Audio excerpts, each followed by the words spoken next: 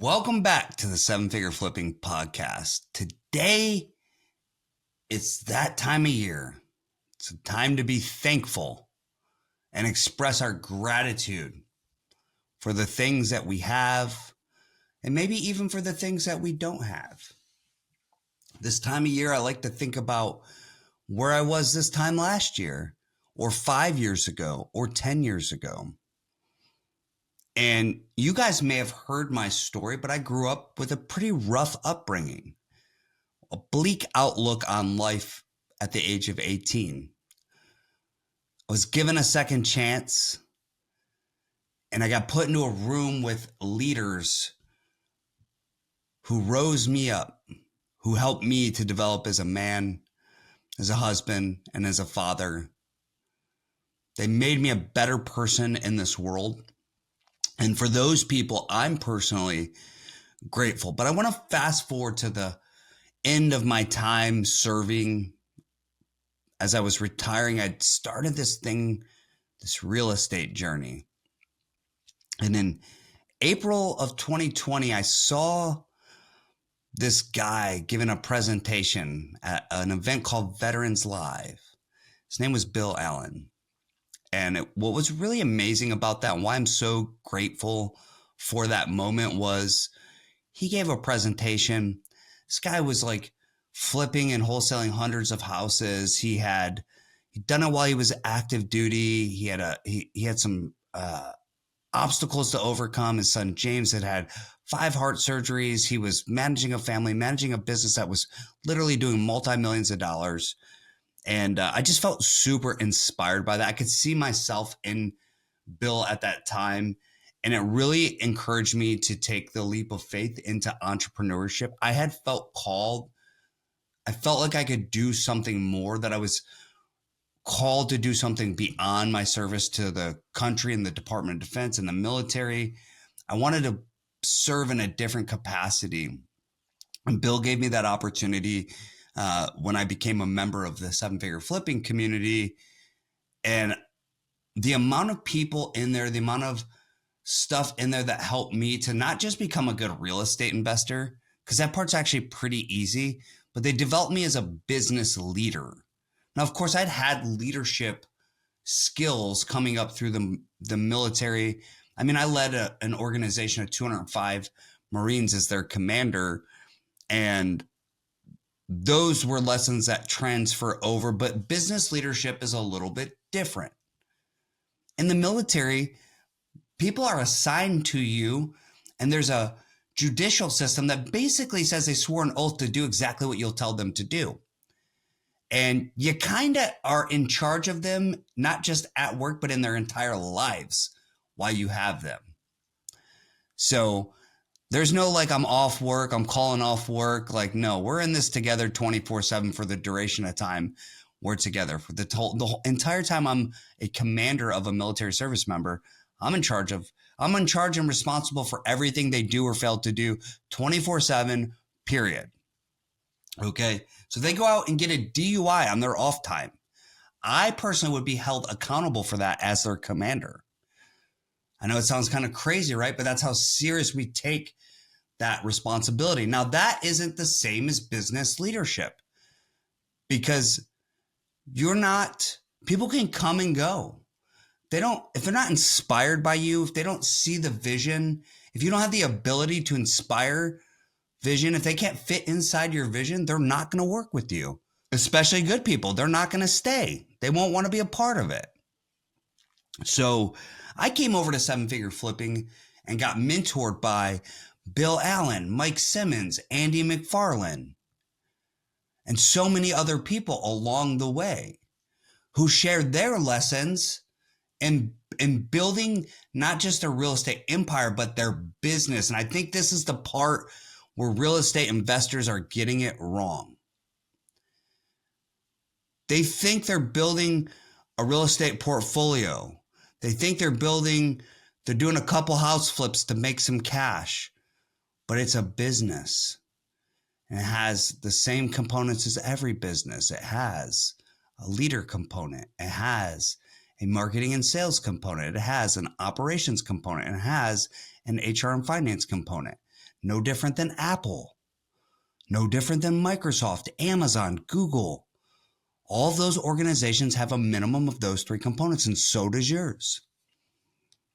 So Mike, Andy, Bill, and the entire seven-figure flipping community taught me the nuances of business, not just real estate. Real estate's a widget that helps us to achieve our goals. Now, it's a super powerful widget. Obviously, it has things that are available to you to help you grow wealth faster than anything else in the world. So yes, it's incredible. And I'm grateful for those three and many, many others in the community who had lifted me up. But my gratitude goes beyond that. I'm grateful for my family who has supported me along the way. My wife, Jenny, my kids, Alex and Evelyn. All three of them have sacrificed at times for the greater good. All three of them have been in support of my goals and ambitions for our family. So today I wake up grateful for all of them and their support and their love for me. It's hard to do this business without support. And trust me, many people are. A lot of your spouses, they don't understand what you're doing. They don't support you necessarily. And maybe they don't not support you, but they're just not really interested and you don't feel supported. That's not uncommon, by the way. You're not alone. I'm grateful because my wife and my family, my spouse, my kids, although at times they don't like it, they get it. They do support it. So I'm grateful for the support that I have in my life. I'm grateful for my mentors in the seven-figure flipping community. Grateful for my support at home. Here's the other thing I'm grateful for. I have had the opportunity and continue to have the opportunity to work with an elite team. In fact, I get to work with two elite teams. Our real estate business at Blackjack Real Estate continues to thrive. In fact, in 2025, it's actually been one of our most profitable years by net margin. I'll say that again because I know some people are going, holy crap, I made no money in 2025. In 2025, Blackjack Real Estate has had one of their best net margin years, meaning the percentage of money from the percentage we made that comes into the owner's pockets. It's been incredible this year. We've made some really smart moves, but we don't do that without what I'm grateful for. And that's the team that I get to work with. My partner and our COO, Lindsay. Bill is my mentor and strategic advisor. Our acquisitions team, Alex and the folks there. Our lead gen team, Diane, Pat, Venus, Shella, Francis. The team that does the admin behind the scenes, that makes the deals go from A to Z, Mia, Joycey. All of the people on our team are incredible. I'm grateful for every one of them. Diane manages the large majority of our operations. It's crazy. Now, of course, we take care of our team. We make sure that their life is nested within inside of our vision, that we're providing as much value as to them as possible. So they want to continue to grow with us. But I'm grateful for them because your business doesn't grow. People are the system. People are the thing that build the business. It's not the idea. It's not the offer. It's the people that do it. Your job is to pull it all together, cast a big vision, and move it forward in spite of challenges. Now, that's on the real estate side. Over this past year, I've had the opportunity to lead the seven-figure flipping community and team. Nearly 30 people on our team. All of them are completely bought into our mission of transforming people's lives through real estate, of being the most elite house flipping community in the country, which we've done for 10 years in a row. There is not a better mastermind for house flippers in the country. They do not deliver what we deliver. Trust me, we've seen them all. You're just not getting what you get here. And not only that, we have a massive amount of members who I'm grateful for. Hundreds of investors are a part of our community because they believe in the mission. They believe that seven-figure flipping as a collective, members and the company, can help to transform their business, can help them to achieve the level of service, impact, and legacy that they're looking to achieve. And because of them, it strengthens everybody else in our community. The strength of the wolf is the pack. I'm grateful for my mentors. I'm grateful for my family and their support. I'm grateful for my teams at Blackjack and Seven Figure Flipping. I'm also grateful for the members of the community who sharpen my skills every single day. They're not just members. They're friends, they're family. We do life together, not just business. So I wake up with a lot of gratitude, thinking about where I came from as a kid who had a choice between jail and the military at 18 years old, to becoming a millionaire at 36 and a multimillionaire at 37 and much more beyond. And I didn't do that on my own. I'm not self-made. Self-made is garbage. It's not real.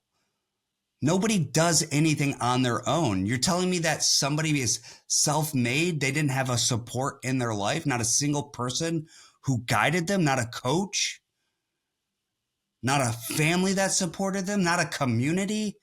Show me one. Doesn't exist. I'm not self-made. I'm made by the people who surround me and have poured into me over the years. Bill Allen, Mike Simmons, Annie McFarland, Tyler Jensen.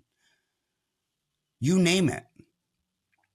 This community, the military leaders that I had along my career who said, hey, I see potential in that guy. I'm going to pour into them, into that person to help develop them as a leader, as a man, as a husband, as a father. So no, I'm not self-made. But because of those people, I was able to become a millionaire at 36 years old and a multimillionaire by 37. And I've been able to grow nearly $100 million real estate portfolio in just less than in 5 years. And of course, many struggles along the way, but guess what? Those exact people I'm grateful for that helped me to help make me who I am, they pulled me through those. And we all have them. Why? Because they also had those struggles. And this is why having the community and the people that you surround yourself with is such a critical component to where you're going in life. There's this guy who sold his company for billions of dollars. And he talked about his upbringing and how he got to where he was. He wasn't super rich, but he was smart. And he was entrepreneurial. And what he did was he had a really smart friend and they were getting bullied and picked on. And eventually they said, you know what? We're going to go to a place where more people are like us and we're not going to get bullied and picked on. We're going to apply and go to a different school. It's a prep school for Ivy League. And they thought that was crazy. I don't have money. I can't go to Ivy League. But guess what? They got accepted. And then once they got accepted into this prep school, they weren't rich. They didn't have rich parents.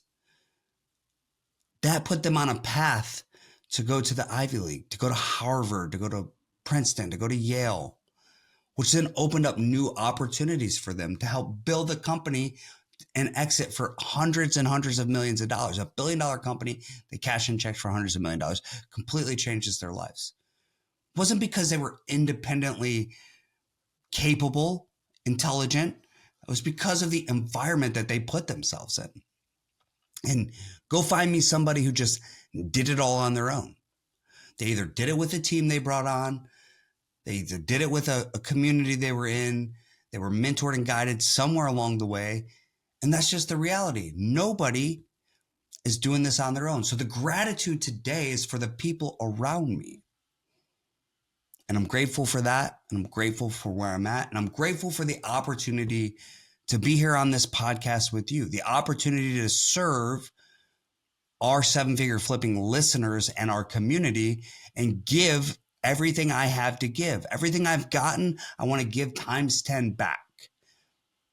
And that's my mission. That's what my calling is. My calling is to serve and to give at the highest level. And with that said, I'm going to leave this podcast with much gratitude for you. And I want to thank you for listening to us, especially if you've been listening to this podcast for a long time. I'm grateful for you, and I hope we continue to provide each other value for many, many years. Thank you, and I'll see you on the next one.